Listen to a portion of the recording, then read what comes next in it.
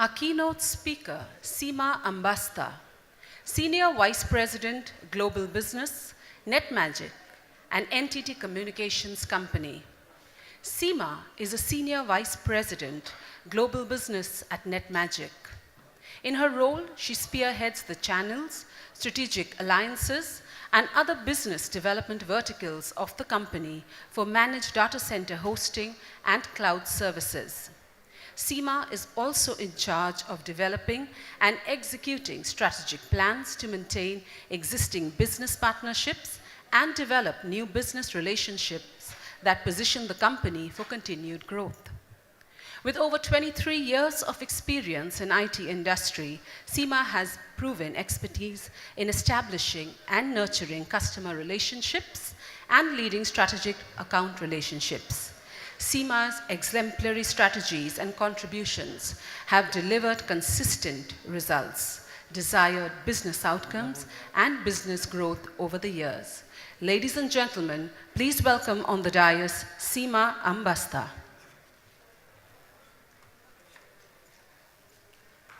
Good afternoon. I really like to be younger than what I am. 23 years from 25. Thank you. So it makes me 3 years younger. Can I just go to the next slide, please? Yeah. Thank you very much. I'll just take 20 minutes. I have 20 minutes, and I promise you not to prolong the session beyond 20 minutes, right? It's by my watch, 3:20. Just a few things before I start. I just want to set a little bit of context. I think today morning we kind of looked at distinguished speakers. All of them spoke about digital transformation. So I start with, I think in the morning, Mr. Ghosh. He set the first trend in terms of talking about how disruptions make a big difference to life. I'll tell you what our opinion about disruption. If change is life, I think he said disruption is life, but change is life, I think disruption is a lifeline. It's so important. You look at any of the disruptive technologies, I don't know why it gets attributed to business so much. It's not about business, it actually disrupts lives. And it makes huge difference at the grassroots levels. So I just want to talk a few examples. Would you just mind closing that door, please? Yeah, thank you. A few examples, even before we dive into the context. Rest of my presentation is so technology oriented. I try to make it very simple. I'll keep it super simple, but I think it's important to understand the context of disruption and where does technology come or plays an important role in making that as an enabler. I was in US recently, and I do present a lot of papers in terms of my doctorate endeavor.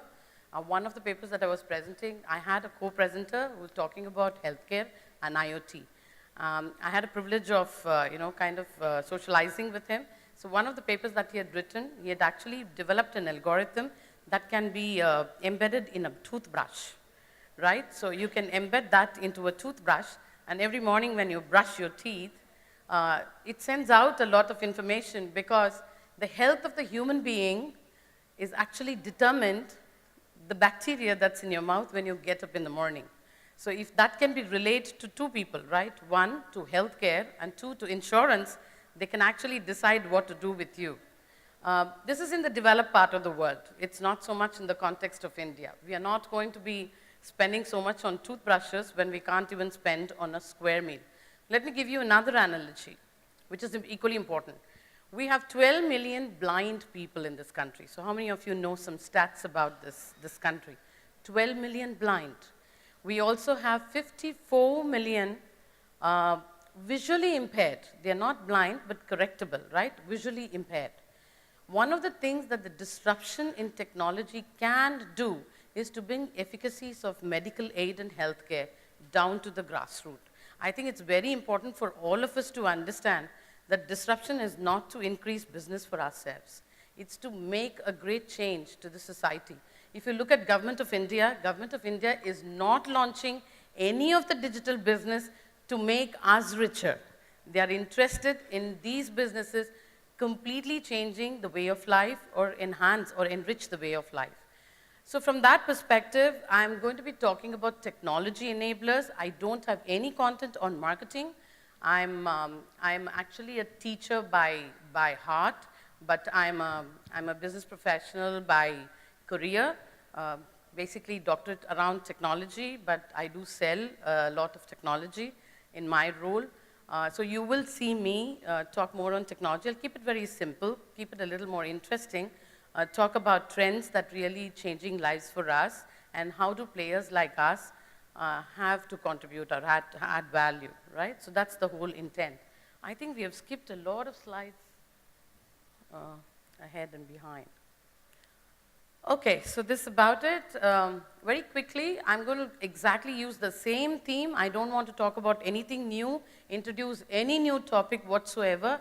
So 6 trends in the digital space, which is right from social to mobility, to cloud, to analytics, big data, IoT, and cybersecurity, which actually are the main trends in the digital disruption space or digitization space, out of which I will just focus on 4 of them, which are more relevant from the technology.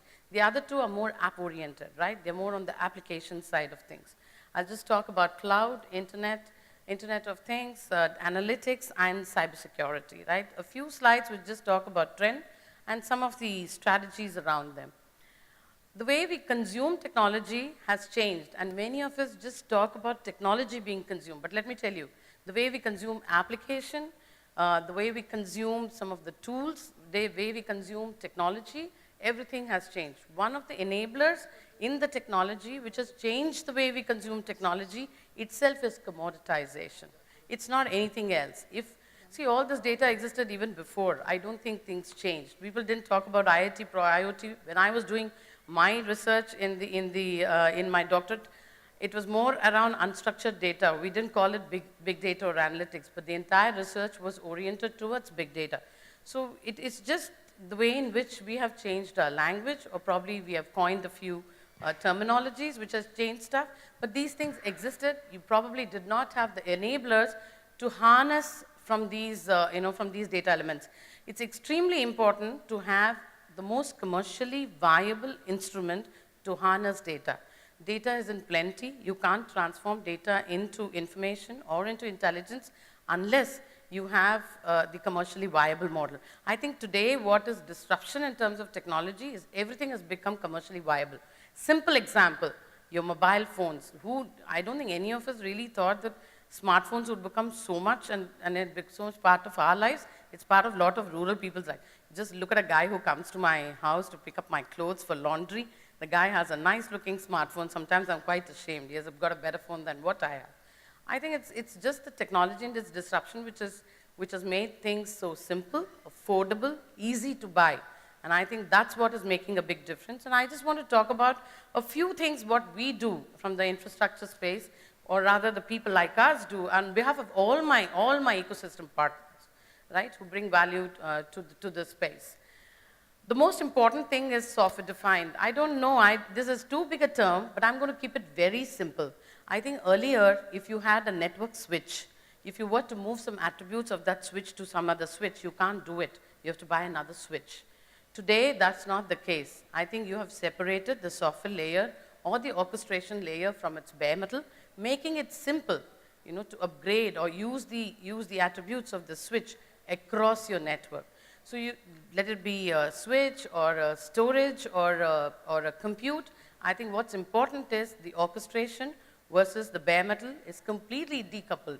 So this is one of the technologies and trends that are really disrupting market, making it easy for us to really consume data and consume large amounts of data than what we were doing before, right? The other important thing is on hybrid. I think people talk a lot about this, and I really don't know what they understand on hybrid, but everything that is around you, they call it hybrid. But in my parlance or our parlance, a hybrid means you can put 2 things together which are distinct in nature, but the result of which gives you a common interface, right? For example, you can take a physical environment, mix it with a cloud environment, probably bring up a very optimal usage of the enabling layer that gives you the best advantage of commercial, right? Best commercial advantage. So hybrids are again in space. So you have hybrid cloud, you have hybrid connects, you have got hybrid networks, you have hybrid commodity technologies, softwares, a whole lot of stuff. All this makes a difference. Today you don't need to know anything. You use probably the most complex infrastructure that surrounds Twitter, that surrounds Google, that surrounds your email infrastructures. You don't really worry about them, right? It is just simple to use and simple to consume, and that's what disruption does. Whatever complex they are behind the wall, they make it simple and intuitive for you to use them, right? So that's another trend. The most important trend that I think is making difference to all our lives, which has been talked since morning, and I have been kind of very overwhelmed by it, is IoT. Connected homes, you're connected. I don't know how many of you have talking, walking washing machines. At least I don't have them still. My washing machines are not talking.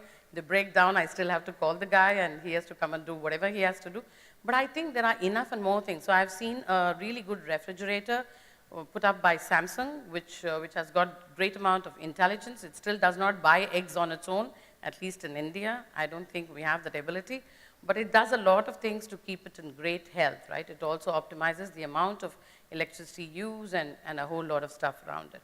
So connected homes, connected machines, connected networks, connected people, connected mobility, these things are generating a lot of data. Earlier, this data got generated but never got used. I think today you have an ability to kind of convert the data into absolute intelligence. So this is one of the areas where most of the technology and service players are endeavoring to make a difference to the society as a whole. So I'll tell you, most of these smart city projects, people really don't realize what is smart city, right? Many of them think it's about smart parking or having a light that is being controlled smartly. It's much more than that in terms of smart city. It's going to make a huge difference the way you live in those cities. And probably you won't sense it. It'll come very intuitive to you, but it's going to change the way the lives are. Everything around it is going to generate so much data. If you harness that data, you can actually bring down the cost of managing the city itself. It can become planned, it can become cleaner, it can become easier to manage, it can become fresher. And I tell you, a city like Delhi, which is so polluted, today if you have to clean that city, even using a smart city components or whatever, it's next to impossible. But if you were to envisage these for probably cities which are not as big, but you can kind of do it in a manageable in a manageable size, it does make a big difference, right? So IoTs, as said by the earlier speaker, I think Biju put it very nicely, about 12 billion instruments which are already IoT enabled, and these IoT enabled are going to make a difference to our lives, more than our lives, I think lives at the grassroots levels, just about everything, whether it's a village or rural or any of them. So let me tell you one of the examples. The broadband highway, which is going to connect the rural with the rest of it, giving you global access to data. Just imagine nobody in a remote village ever thought they will have global access to data. Even today, I think the reality of life in India, I don't know how many of you have seen. I personally have touch with a lot of them at grassroots levels because I do attach myself with a lot of NGOs. I do a lot of teaching. So I get to see them much closer than what many people do. There is just one or two computers. There are not many. So your access to global data is still very restricted. But I think with connected and this kind of an IoT burst, it's important. All these commodities could become so affordable. You have plenty of bandwidth. You will have plenty of access to digital devices. And it becomes easy for them to consume data. All this data needs to be harnessed. They need to be hosted. They need to be analyzed. They need to be put to use. And that's where infrastructure plays a very important role, right? Right? So a couple of things. This display is not working, so I'm very sorry. I just have to see my slides behind. I think I talked about it. Most of these connected systems is going to generate so much amount of data that you really need systems which will harness this data to the best. The growth of data in terms of volume, so you see it's about 50 billion. All these things are stats and figures. I really don't believe in them as much as, it is a matter of whatever, you might say minutes, sub-minutes that we have seen the data growth over a period. We used to kind of host some petabytes, terabytes of data. Today we host petabytes of data, and tomorrow it'll be hexabytes of data. So whatever, we kind of buy more and more storage. I give you a simple example. Storage, which used to be 3 times the cost, has fallen to 1/3. So it makes a huge difference, the way in which you look at technology, right? So these are some of the things which make big difference. I want to just talk about one case study. I don't know, Mr. Bichur asked how many of you use IoT. Many of you did not put up your hands up, and everybody talked about Fitbit. But let me tell you, you use IoT in your homes because all of you use digital cable network, don't you? You do? You all see TV at home. Everything is digitized. Anybody uses any other form of network? No. Everybody, every one of you have a device which is attached, which you don't see, which is a metering device, which is constantly sending out data. And BARC, it's one of my customers too, right? They are one of my biggest customers. BARC is nothing but Broadcast Audio Research Council, who do real-time analysis of this data. What is so relevant about it? When we talk of IoT, IoT life is not too long. IoT life is very, very small. The shelf life of that data is small, and the relevance of that shelf life is also very small. You can't have it for a very long time. So for them, it's extremely important to analyze that data as it comes and feed it live to the TV channels. So they not only use it for viewership, they also monetize it. So they know who are the right sponsors, you know, who is going to come online, who are the people to be approached, whether it should be 2x, 3x, 4x, 5x, or 10x in terms of sponsorship money, depending on what viewership that is, that's envisaged, right? They can also predict trends. So 9 to 10 o'clock, all young households watch TV on this channel, maybe Times Now. Maybe they all like to see Arnab or whatever, right? So the kind of sponsorships that they get are different. So these guys do one of the most complex data crunching, and this whole thing is done on cloud. Let me tell you, this whole thing is hosted on a commodity platform, and it scales enormously, crunching petabytes of data in sub-seconds and actually sending out very meaningful information in analytic graphs to all the TV channels who are subscribers. They're just not TV channels, advertisers, even government semi-bodies, media and entertainment, or media and press, everybody subscribes to BARC, right? They're the only single authority. So we are in some ways, both ourselves and in rural, are already touched and impacted by these technologies. It's just not just a few of them, right? So it's about all of them. Some of the trends, we talked about 12 billion. I really don't know what buckets they fall into. Actually, they fall into only these 6 or the 5 buckets, right? So most of them into mobile and retail, social sites, generating data, big data and analytics impacting the mode of data, customer experience and marketing, and finally the business process and strategies and automation. So all of these are the ones which impact your 12 billion in terms of its, in terms of generating automated data. What is driving analytics? There are a few trends that are driving analytics, right? Very high compute power. Today we have compute power which are better than what they were before. So you have 48 cores or 64 cores and 100 cores which are packed into a much smaller servers than what you had before. So that's driving a whole lot of definition on massive scales. Very low cost. I don't believe in low cost. I think it's more affordable. So if you see, there's nothing called low cost. You buy Amazon or you buy Netmagic cloud. You buy any cloud. It's not a cheap cloud. It's only affordable. It's a lot affordable than doing dedicated. So that's another thing. It's also the architectures. You can have them more federated and distributed rather than having more centralized.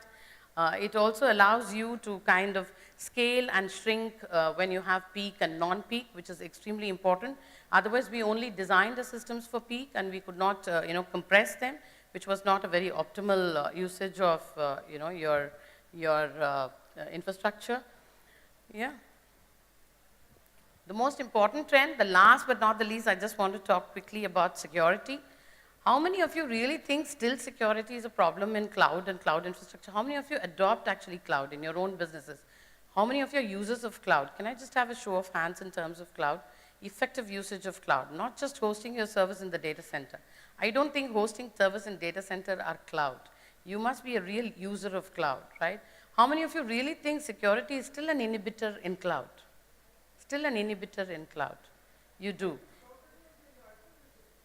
Yeah. So you all believe that it's still an inhibitor in cloud. So my two of those slides which I talk about next is just to give you a glimpse that if you choose the right technologies, I don't think it's any more an inhibitor on cloud, right? So there are a lot of people who host on cloud, like Amazon Cloud, or Azure Cloud, SoftLayer, Netmagic Cloud, Control-S, SIFI, ESTS, I don't know. There are n number of clouds which are both players in India and globally and outside, right, and globally. All these, they are not actually hosting non-trivial system, trivial system. Do you think so? They are all running production workloads and non-trivial applications. So, yeah, I agree with you, sir, but it's still, there is little more to it than, just to say not safe, right? It's very important, every place. I will give you a typical example. I always say this to everybody. The home belongs to me, right? Would you take your most valuable jewelry and keep it on your table with your doors open? Because it's your home. Who's going to come and take it? Would you still do it? You don't do it. Why you don't do it? Because a house, if you leave your gates open, anybody is welcome, right? So that's what, a very clear analogy. Let's not. We like to put it in the locker. Why should there be a locker? It's my home. Nobody can. It should be extremely secure. I'm not sharing with anybody. No neighbor can barge into my house. That's my house. Not really. You still want to have a secured locker, right? What does it mean? A security in your home is defined by a secured locker. Your locker is your security system, right? A cloud needs to have a proper locker-like mechanism, which we don't do it. You just put it on a table, which is with an open gate, and many of you do not take care of locking it or putting it in a locker. That's the only difference. So cloud is not insecure. It is you who leave it insecure. So there are two things. You have to choose. There are two ways to choose. Choose the infrastructure and choose the providers who understand the security infrastructure for cloud. That is the essence of choosing cloud. That is the essence of implementing cloud. Cloud is insecure, is too wrong, or a myth. I don't believe this is true anymore. But the way you implement it makes a difference. Now, I'm not selling this concept to you. I'm not selling this product to you. But all I'm saying is, if IoT is a reality, you need to address this part of cloud. So cloud and securing your cloud or your perimeters of cloud, and then comes your applications, and then comes your data center. All these. From data center providers, we all provide secure data center.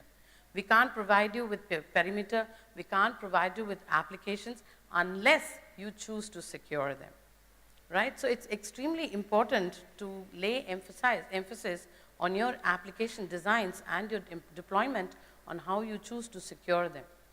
And I constantly work with a lot of these businesses and also with the government entities in terms of defining security infrastructures. So if you look at it from the industry practice perspective, it's a very secured infrastructure. So you have a little locker inside, which is your physical security, and then you do the application security, which is in form of WAF or web gateway. See, these are all terms. I don't want to play around with terms, but application security, you also secure the perimeter because you can define perimeter security, and you can also extend that to your data centers because you can also define a data center level security. So once you choose these securities as trends, as technology trends, as enablers, we emphasize this is the most important hurdle for India to adopt cloud. I think we are not able to define. We have a lack of understanding. We probably have a huge inhibition factor in terms of accountability, and we don't mind choosing all other forms of implementation over what is commercially most viable, right? So it's just that, and I just thought I should spend a couple of minutes on this because most of my slides that I scanned through, let me tell you, all of you had heard all of it in the morning from quite a number of people and distinguished speakers. So there's no point in me repeating the same, spending another half an hour, 45 minutes.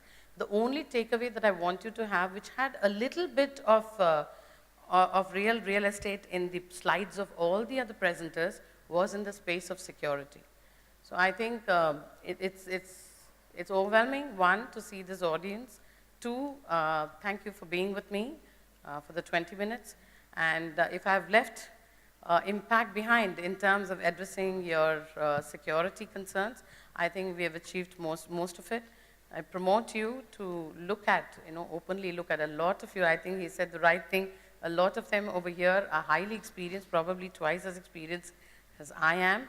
So most of you would come with a school of thought, which is absolutely valid, and I believe that is right in thinking, but it's extremely important to look at how it has evolved and just go after the evolution. People said you have to just embrace it, live with it. It's not so forceful. You can just evaluate it, and I'm sure you can adopt it as you move along. I wish you have a fantastic conference as you move ahead for the next 2 days. Enjoy it, and I'll be there around for some time to socialize and speak to each one of you. And thank you very much. You had a question?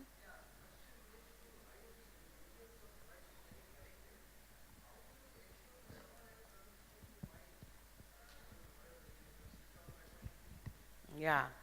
So.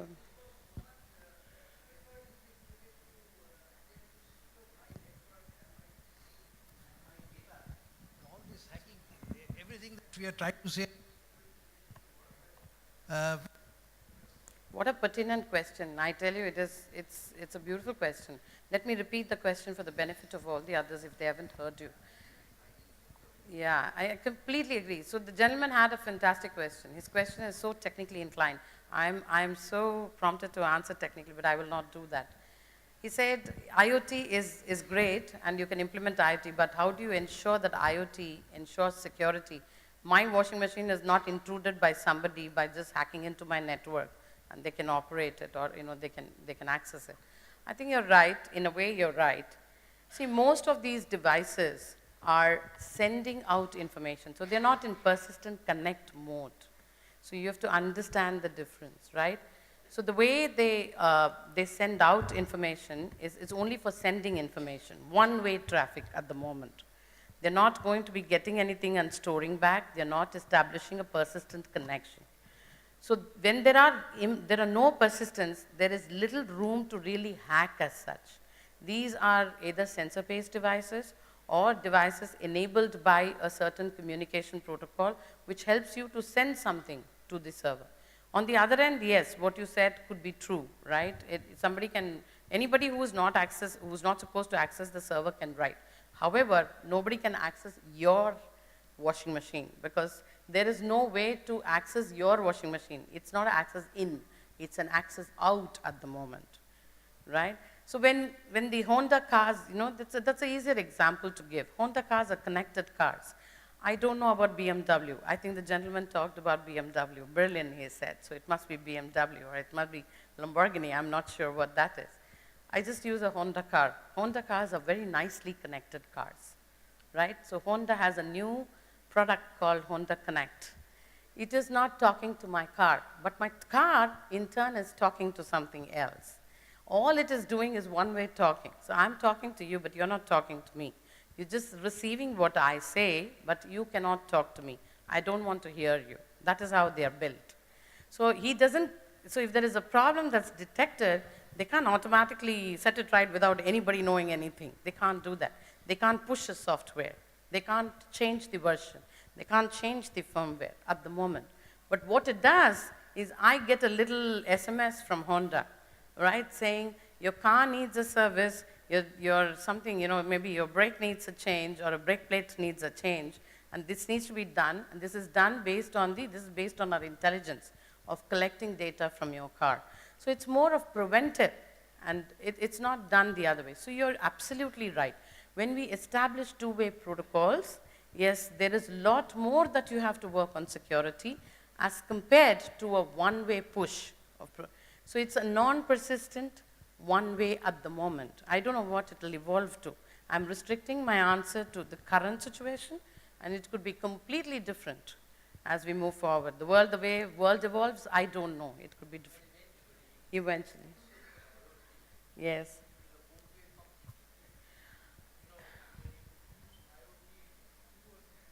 Yes. Yes. So at the moment, by itself. Very, very, very right.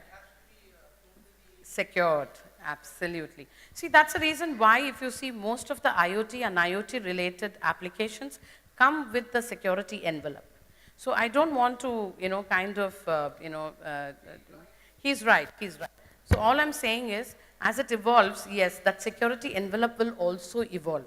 So today, you could be just doing some very basic of perimeter, but tomorrow you might decide to do all forms of logging and CNAM and SIM and everything going with it, HIPS and like intrusion protection, because it becomes imperative to have it, right? Absolutely right. I'm not ruling that out. I was just trying to keep it simple, because there is no boundary to your definition. You can always. So let me tell you, sir, actually if you see, most of your servers today need all forms of protection. But unfortunately, you don't do all of them. You do it when it becomes more and more relevant. So you're right, the envelope will expand, and you will see most of these. Even security landscape, for that matter, is evolving. It's not that everything is mature. There are a few which are still evolving, and it will take a little more time for it to stabilize and become a reality. Yeah. So thank you very much. I'd like to thank the organizers and audience for being with me. Thanks a lot. Have a very good conference. Thank you, Seema, for that very informative session. May I now request Shuli Biswas, Associate Vice President, Human Resources, ABP Private Limited, to hand over a memento to Seema.